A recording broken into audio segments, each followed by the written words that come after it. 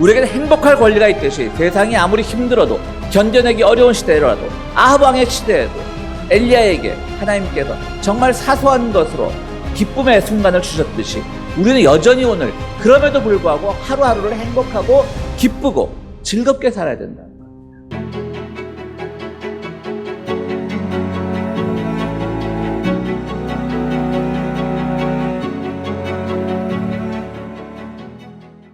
용서와 확신의 말씀 요한복음 16장 22절에서 24절까지 말씀 저와 교독하시겠습니다.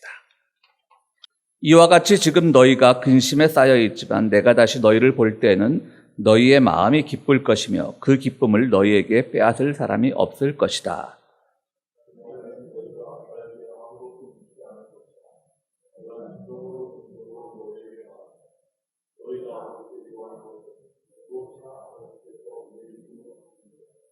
함께 하시겠습니다. 지금까지는 너희가 아무것도 내 이름으로 구하지 않았다. 구하여라. 그러면 받을 것이다. 그래서 너희의 기쁨이 넘치게 될 것이다. 아멘. 열왕기상에 있는 말씀 제가 읽도록 하겠습니다. 자신은 홀로 광야로 들어가서 하룻길을 더 걸어 어떤 로뎀나무 아래로 가서 거기에 앉아서 죽기를 간청하며 기도하였다. 주님, 이제는 더 바랄 것이 없습니다. 나의 목숨을 거두어 주십시오. 나는 내 조상보다 조금도 나을 것이 없습니다. 그런 다음에 그는 로뎀나무 아래에서 누워서 잠이 들었는데 그때 한 천사가 일어나서 먹으라고 하면서 그를 깨웠다. 엘리야가 깨어보니 그의 머리맡에는 뜨겁게 달군 돌에다가 구워낸 과자와 물 한 병이 놓여 있었다. 그는 먹고 마신 뒤에 다시 잠이 들었다. 주님의 천사가 두 번째 와서 그를 깨우면서 말하였다. 일어나서 먹어라. 갈 길이 아직도 많이 남았다. 엘리야는 일어나서 먹고 마셨다. 그 음식을 먹고 힘을 얻어서 밤낮 40일 동안을 걸어 하나님의 산인 호렙산에 도착하였다. 아멘. 모든 사람은 다 행복하기를 바랍니다. 행복하기를 바라지 않는 사람은 없을 것입니다. 그래서 우리가 믿는 기독교를 비롯해서 모든 종교는 다 행복을 이야기합니다. 사람들은 불교를 고통의 종교라고 말합니다. 거기는 생로병사가 다 고통이기 때문에 불교는 고통의 종교다.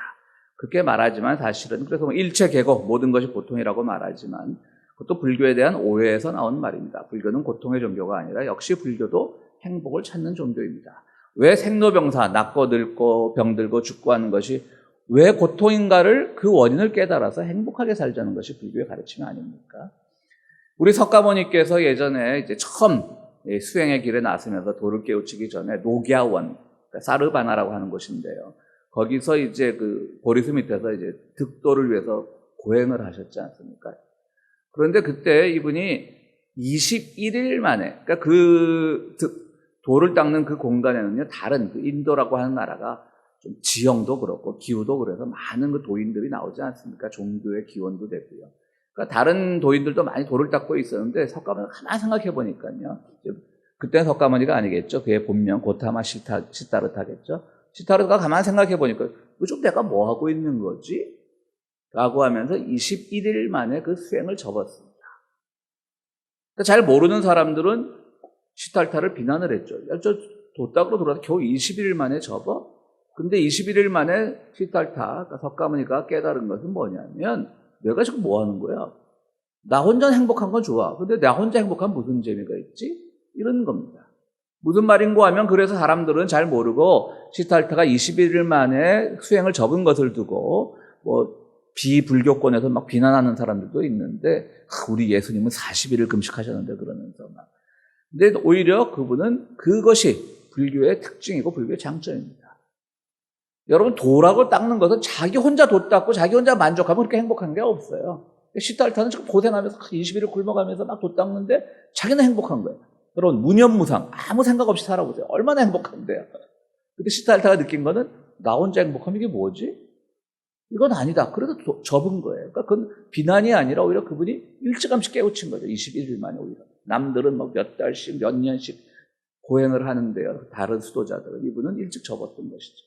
우리 예수님도 마찬가지입니다. 물론 40일 금식을 하셨지만 그 끝에 그분이 발견한 것은 더불어 살라는 거죠. 그래서 그분은 공생애, 즉 사람들을 구제하는 길로 나섰던 것입니다. 우리나라 가톨릭 농민 운동을 하던 분 중에 전우익이라고 하는 분이 있어요. 이름이 우익이에요, 우익. 그때 사람들이 놀린다고 저 사람은 이름은 우익이면서 맨날 좌익 활동만 한다고 놀림을 받던 분인데 그분이 지금 고위 되셨지만 그 가톨릭 농민운동을 하면서 글을 하나 남겨서 책을 해요. 나 혼자만 재미있으면 아니 나 혼자만 잘 살면 무슨 재미로 사는가라는 책을 하나 남겼습니다. 얇은 책이에요. 한 200페이지가 되지 않은 얇은 책인데요. 여러분은 책을 안 사보셔도 됩니다. 제목만 봐도 무슨 말인지 다 알지 않겠습니까? 그분이 깨달은 거예요. 그분도 이제 젊을 때는 해방 공간에서는 민청이라고 그래서 좌익운동도 좀 해보시고 그러다가 옥살이도 한 6년 하시고 그러다가 결국은 농민운동으로 이제 전환해서 평생을 농사를 짓다 돌아가셨는데요. 그분이 농사 지면서 깨달은 게 뭐냐면 나 혼자만 잘 살면 아무 재미가 없다는 거예요. 그러니까 행복이라는 건 뭐냐면요. 나 혼자 충분히 행복할 수 있어요. 정말. 근데 그건 행복이 아닌 거죠. 나도 행복하고 너도 행복한 사회를 만들어 나가는 것이 진짜 행복인 거죠. 농민운동을 하면서도 나 혼자 내 논마지게 해서 나 혼자 잘 먹고 잘 살면 행복할 수 있죠. 그러나 그렇지 못한 농지가 없는 농민들을 위해서 더 신경을 쓰고 그런 일을 하는 것이 더 행복일 수 있다는 거죠. 그분의 글 중에 보면 참 재밌는 얘기가 하나 있습니다. 우리 속담에 공든탑이 무너지랴라고 하는 그런 속담이 있지 않습니까? 예전에 탑을 쌓을 때 시멘트가 있으니까 접착제가 있으니까 정말 공들게 쌓았죠. 그러니까 그 공들게 쌓은 탑은 무너지지 않는다라고 하는 그런 이제 속담이죠. 그런데 안 무너지겠습니까? 무너지죠. 어떤 접착 효과가 있는 그런 건축 자재를 쓰지 않았으면 당연히 무너지죠. 근데 이분이 공든탑이 무너진다라는 말을 만들어요. 공든탑은 무너진다. 근데 중요한 건 뭐냐면 공든탑이 무너졌을 때 실망하지 말라는 거죠. 왜? 내가 그동안 그렇게 애를 썼는데 다 무너졌어요. 그럼 실망하죠. 실망하지 말라는 거죠. 그거도 무너졌을지 몰라도 그건 하나의 물질이고 그 탑을 쌓기 동안에 내가 얼마나 열심히 쌓겠어요. 작은 자연의 돌멩이 하나 주셔서 요거와 맞대면 어떻게 하면 바람에도 흔들리지 않고 잘 쌓을 수 있을까? 우리 등산, 미국엔 좀 없지만 한국의 등산로 보면 이렇게 사람들이 돌탑을 많이 쌓지 않습니까? 지나가는 산행객들이 돌뿌리에 채이지 말라고 하는 의도도 있죠. 그럼 정말 신기할 정도로 그 아기가 안 맞는 돌을 어떻게 이렇게 아기를 맞춰 쌓아 올리는지. 근데 그걸 하면서 충분히 자신은 성숙했기 때문에 공든탑이 무너져도 그 공든탑을 쌓는 동안에 그 품성과 그 인격과 그때 그 행복했던 마음, 야 오늘은 10cm, 내일은 20cm, 내일은 30cm 그렇게 쌓았을 때 자기가 느꼈던 행복을 생각하면 공든탑 따위는 무너져도 된다는 거죠. 물론 안 무너졌으면 더 행복하겠지만 어떻게 안 무너질 수가 있겠습니까? 가끔은 또 등산로에 보면 그 남이 다 쌓아놓은 거 발로 차고 넘어뜨리는 사람도 있어요. 참 그 사람들 심플 보면 이해를 못하겠죠. 참 저는 그 말이 저는 참 기억에 남더라고요. 공든탑은 무너지는데 그걸 쌓기까지 자기가 성숙했던 그거는 절대 안 무너지니까 그걸 보고 행복하게 살라는 거죠. 그렇습니다. 그럼 오늘 설교가 어떻게 보면 다 결론부터 나온 겁니다. 행복이라는 건 함께하는 행복이고요. 설사 내가 목표하던 그 목표가 실패했다 할지라도 공든탑이 무너졌다 할지라도 나는 무너지지 않았기 때문에 그 실패를 견뎌내는 것, 거기서 자신을 발견하는 것이 행복입니다. 함께 사는 행복, 견뎌내는 행복이 중요하다는 겁니다. 여러분 우리가 구약성경을 읽다 보면 이스라엘의 역사에 대해서 많이 공부를 하지 않습니까? 이스라엘의 역사상 가장 위대한 왕이 누굽니까? 다윗이지 않습니까? 우리 크리스찬들에게는 다윗이 가장 위대한 왕입니다. 그 성왕, 훌륭한 왕이고 또 다윗이 다 자기가 쓴 건 아니지만 시편도 많이 남겼고 또 그 일화 정말 불륜도 저지르고 그랬지만 그래서 자기가 회개하고 정말 통회하고 이러면서 주님 앞에 좀 더 가까이 갔던 그 모습 그리고 국력도 그때 성장을 했고요. 그걸 보면서 우리는 다윗을 가장 훌륭한 왕이라고 삼는데요. 실제로 성경의 세계관 말고 실제로 그 고고학을 연구하는 분들에 의하면 이스라엘에서 가장 훌륭했던 왕이 누구냐면 아합 왕이라고 합니다. 그러니까 성경에서 아합 왕은 완전히 정말 쓰레기 왕이죠. 맨날 엘리하고 싸우고 백성들 재산 뺏고 독재하고 그 와이프 이세벨도 비슷하지 않습니까? 아합과 이세벨이 완전히 독재하고 그런 사람이에요. 그런데 아합 왕 때 실제로 이스라엘의 경제 상황도 가장 좋았고요. 풍년도 가장 많았고요. 영토도 가장 넓었습니다. 고고학적으로. 근데 왜 성경은 다윗을 가장 최고의 왕으로 여길까요? 아합은 완전히 쓰레기 취급을 하고요. 우리 구약 성경 보면 아합은 쓰레기예요. 이세벨과 더불어. 굉장히 중요한 겁니다. 그러니까 하나님의 세계관, 아합의 세계관과 다윗의 세계관을 구별할 줄 알아야 되는 거예요. 우리나라 역사를 보면 박정희 대통령 때 우리가 얼마나 경제적으로 발전했습니까? 인정합니다. 또 그 군인 특유의 그런 추진력으로 아무 소리 못하게 하고, 그래서 경제도 발전하고 우리나라 국력이 세졌죠. 그거 보면 우리가 인정해야죠. 산업화적으로 많이 성공을 했죠. 그러면 그분을 존경할 수 있어요. 야, 이분이 우리나라의 전쟁 후에 다 무너져가던 나라를 살린 분이다. 존경할 수 있어요. 적어도 그러나 크리스찬들은 그래서는 안 된다는 거죠. 크리스찬은 다윗왕처럼, 뭐 우리나라에 다윗왕 같은 사람이 있었다냐고 뜻으로 말씀하는 건 아니고, 적어도 아합 왕의 세계관과 다윗 왕의 세계관은 구별을 해야 되는데, 크리스찬들이 나서서 박정희를 영웅시하는 건 그건 신앙을 어기는 거죠. 그건 아합 왕을 섬기는 거랑 똑같아요. 저는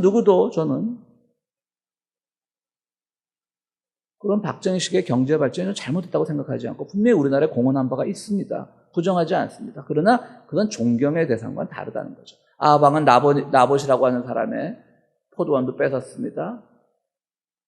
경제가 발전하는 동안 우리나라에서 얼마나 많은 가난한 이들이 땅을 뺏기고 제대로 된 임금을 받지 못했습니까? 분명히 나라는 발전하고 좋아졌지만 그 행복이 모두에게 돌아가지 못했습니다. 물론 어느 나라도 행복이 모두에게 돌아간 나라는 그런 정치 힘든 건 사실입니다만, 바로 그러니까 우리는 성경을 보면서 왜 성경은 가장 국력을 성장시켰던 아합 왕에 대해서는 정말 빵점보다 더 마이너스 몇 점으로 취급을 하고, 흠투성이었던 다윗은 최고의 성왕으로 취급하는가. 그 세계관을 우리가 알아야만 진정한 크리스천이 되는 거예요. 오늘 본문에서 아합 왕은요, 하도 엘리야 예언자가 하도 덤비니까, 그리고 막 우리 땅에는 비가 오지 않는데 뭐 내가 비를 내리게 하겠다, 엘리야가 그러죠. 그래서 서로 이제 아합 왕과 그 와이프 이세벨 여왕의 거느리고 있던 사적 예언자들, 그 예언자들 850명하고 엘리야 예언자 1명하고 기우제를 지내면서 누구 기도에 하나님이 응답하냐를 받지 않습니까? 그런데 결국 한 명의 기도에, 엘리야의 기도에 응답받아서 비가 왔어요. 그러니까 850명은 거기서 다 몰살을 당했어요. 그러니까 늘 얘기하지만 성경은 과장된 게 있으니까 그렇겠죠. 그러니까 하여튼 850명은 역사 속에서 사라졌어요. 그러면 여러분, 엘리야 어깨에 힘이 빡 들어가야 되고 받지 그래야 되는데, 아합과 이세벨은 화가 나서 빨리 찾아내서 쟤 죽여라. 엘리야 죽여라. 그러니까 엘리야가 막 도망가서 어느 로뎀나무 밑에 숨어 있습니다. 오늘 보면 그겁니다. 일단은 자기를 향해서 죽이려고 하니까 겁도 났겠지만요, 또 다른 겁이 있었을 겁니다. 무슨 겁이었을까요?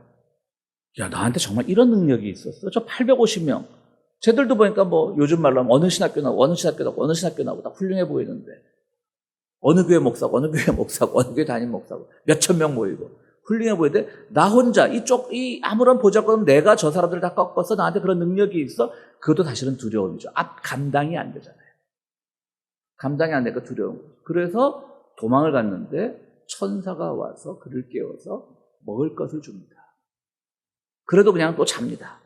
더 이상 나서기 싫어서 죽여주세요. 그러니까 완전히 자포자기한 거죠. 그런데 이 승리한 순간, 후의 순간에 찾아오는 거예요. 그러나 하나님이 여전히 천사를 보내서 그를 깨우시고 작은 음식을 주시고 소소한 음식을 주시고, 엘리야는 오늘은 19장 말씀이지만 17장 말씀에서 똑같은 경험을 한번 해요. 또 까마귀가 와서 먹을 것을 물어다 준 적이 있어요. 또 도망갈까? 이 사람, 그러니까 굉장히 약한 사람이죠, 엘리야는 어떻게 보면. 그러면서 천사가 마지막에 한 말이 오늘 본문에 나오지 않습니까? 너는 갈 길이 멀다. 너 그 예언자들, 거짓 예언자들 850명 물리쳤다고 교만하지도 말고 겁먹지도 말고 계속 너의 갈 길을 가거라라고 해서 갔던 것이 바로 오늘 본문의 내용입니다.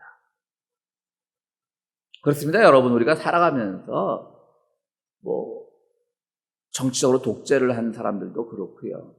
요즘 한창 그 넷플릭스에서 나는 신이다 이후에 그런 이단 종파의 지도자들도 그렇고요. 그 뭐 예전에 아르헨티나의 페론 같은 사람들, 초기는 다 훌륭했던 사람들이에요. 페론 하면 또 독재자의 상징 아닙니까? 그리고 JMS인가? 그분의 형은 장로교 목사예요. 그러니까 그분이 그 장로교 목사인 그분이 정명석 씨도 이제 나이가 워낙 많으니까 그분이 이제 은퇴 목사인데 그분이 그런데요. 자기 친구들 만나면 제가 어릴 때 정말 신앙 좋고 정말 기도 많이 하던 애였는데 라는 거죠. 그러니까 이분들 다 처음엔 순수했던 거예요. 어느 정치 지도자가 나라를 위해 나오면서 나는 독재해야지, 많은 사람들 죽이고 막 철권 정치를 휘둘러야지, 그런 사람은 없었을 거라고요. 근데 갈수록 자기 말이 잘 먹히고 종교 지도자가, 그러니까 이단 종파의 지도자가 됐던 정치 지도자가 자기 말이 잘 먹히고 하면 교만해지는 거지. 바로 엘리야처럼 한 발 물러서서 새로운 힘을 받을 그 순간을 가져야 되는데 어쩌면 하나님께서 그들을 그렇게 불러주셨을지도 몰라요. 지금은 네가 새로운 힘으로 재충전돼야 될 시간이라고 했을지도 모르는데 그게 눈에 안 들어오는 거지. 엘리야가 받은 게 뭐 있습니까? 큰 보검을 받았습니까? 큰 금은 보화를 받았습니까? 기껏 해봐야 천사가 나타나서 조금만 먹을 것 주고 물 주고 까마귀가 물어다 주는 게 뭐가 많겠습니까? 이게 안 보이니까 내가 지금 이거 받을 사람이야? 내가 예언자 850명을 싸워서 이겼는데 그게 하나님의 선물인데 그게 눈에 안 차는 거죠. 그게 뭡니까? 그러면서 사람들은 타락의 길을 걷기 시작하는 겁니다.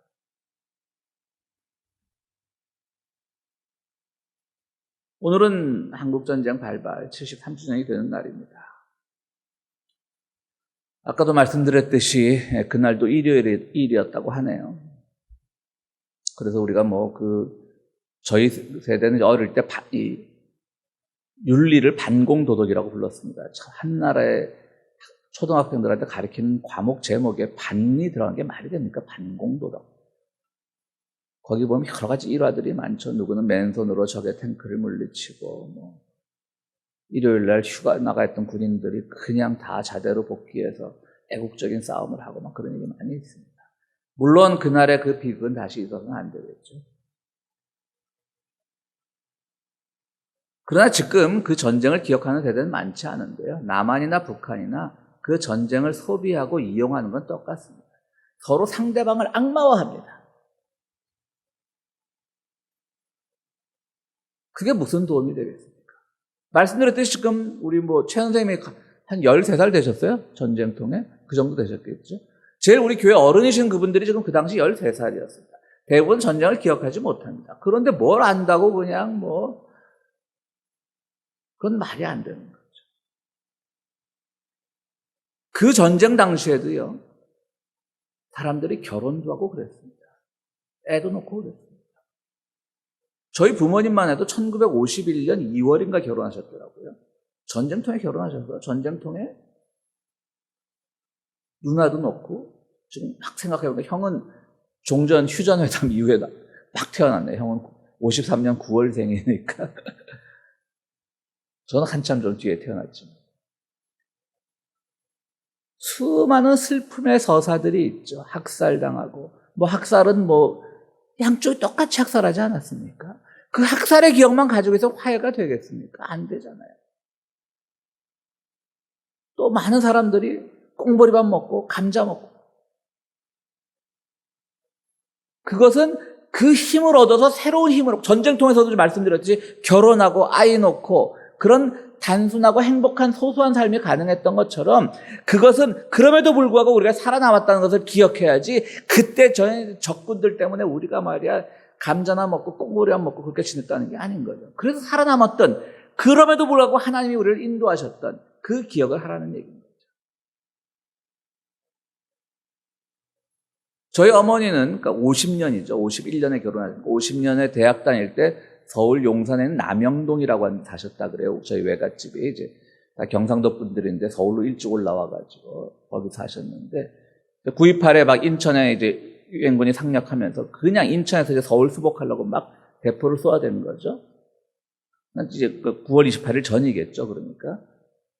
그런데 그 인민군, 북한군 소년병들 다 어릴 때 징집대 나오면 얼마나 불쌍하겠어요.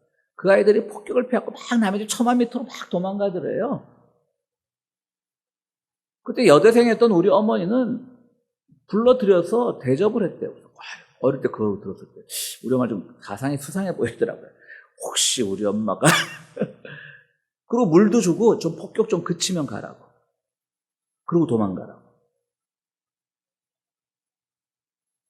그러니까 모든 사람의 전쟁의 기억이 모든 사람에게 한이 맺히고 모든 사람에게, 물론 저는 인정합니다. 내 눈앞에서 내 형제 자매가, 내 부모가 학살당했을 때 그 분노를 가지고 있는 사람들도 있겠죠. 그걸 제가 부정하는 게 아니라, 그러나 그 모든 기억을 그 기억이 없는 사람에게까지 적군들은 저래, 남한이 보는 북한, 북한이 보는 남한 저래 라고 했을 때 그것이 무슨 평화의 기여가 되겠냐는 거예요. 그럼에도 불구하고 그때도 사람 사는 그 냄새가 있었고 사람 사는 그 애정이 있었고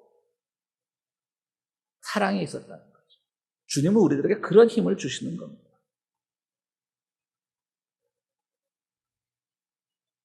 거기서 하나님의 음성을 듣는 것, 하나님의 도우심을 경험하는 것, 그것이 진짜로 전쟁을 기억하는 방법이고, 그것을 통해서 우리가 새로운 힘을 얻는 것, 싸울 힘이 아니라 용서할 힘, 견뎌내는 힘을 얻는 것이야말로 우리에게 주어진 크리스천의 사명일 것입니다.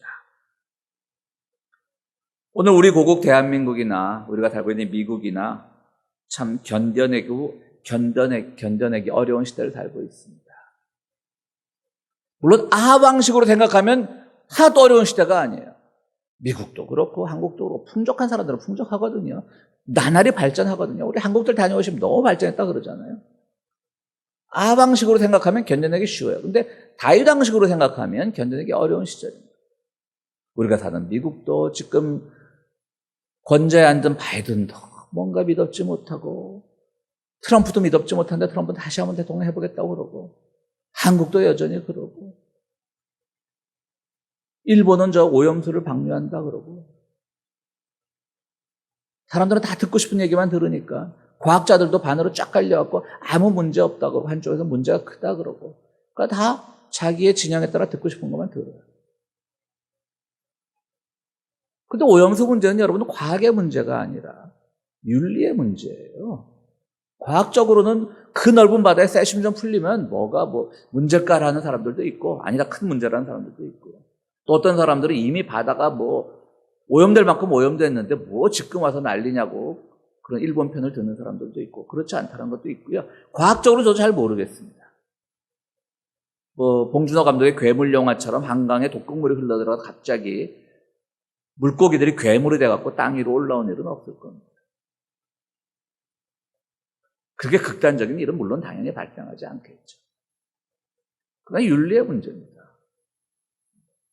우리가 마시는 우물에 누가 침을 뱉으면 우물물이 많으니까 거기 침 뱉었다고 그 물이 다 오염이 되겠어요. 그러나 그 안에서 우리는 불쾌한 겁니다. 우리가 오폐수를 쏟아내는 하수도가 우리의 상수도관을 통해서 나간다고 하면 계속 걸러지니까 우리가 물을 틀 때는 깨끗한 물이 나올 수도 있겠죠. 그건 윤리의 문제고, 그 윤리의 문제가 지나치다 보면 거기서 오폐수가 가져다 주는 그런 부작용이 없으란 보장이 없는 거죠. 바로 이렇게 견뎌내기 어려운 시대를 우리가 살고 있는데 여기서 우리도 늘 앞으로 우리는 어떻게 살아야 되냐고 하지 말자는 거죠. 우리에게는 행복할 권리가 있듯이 세상이 아무리 힘들어도 견뎌내기 어려운 시대라도 아합 왕의 시대에도 엘리야에게 하나님께서 정말 사소한 것으로 기쁨의 순간을 주셨듯이 우리는 여전히 오늘 그럼에도 불구하고 하루하루를 행복하고 기쁘고 즐겁게 살아야 된다는 거예요.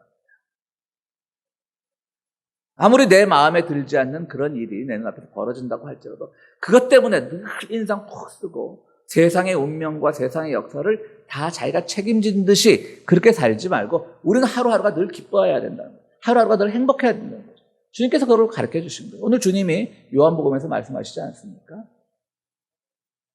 너희가 지금은 슬플 것이다. 왜 지금은 슬픈다 그래요? 이제 조만간 주님이 잡혀갈 것이고 십자가에서 돌아가실 것이고 그거 생각하면 슬프죠. 하나도 기쁘지 않겠지만 나중에 만날 때 너희가 기쁠 것이다. 왜? 그때는 내 이름으로 구하면 기도하면 뭐든지 너희가 채워지기 때문에 기쁠 것이다 라고 말하는 거예요. 그러니까 결국 우리는 주님과 육신적으로 마주했던 세대가 아니니까 우리는 매일 기뻐해야 되는 거예요. 나는 기도할 때 울고불고 하는 사람은 잘 이해가 안 되더라고요. 물론 자기 마음의 한이나 그런 것도 울고불고 할 수 있겠지만요. 제가 너무 극단적으로 얘기했지만요. 우리는 기뻐해야 돼요, 지금.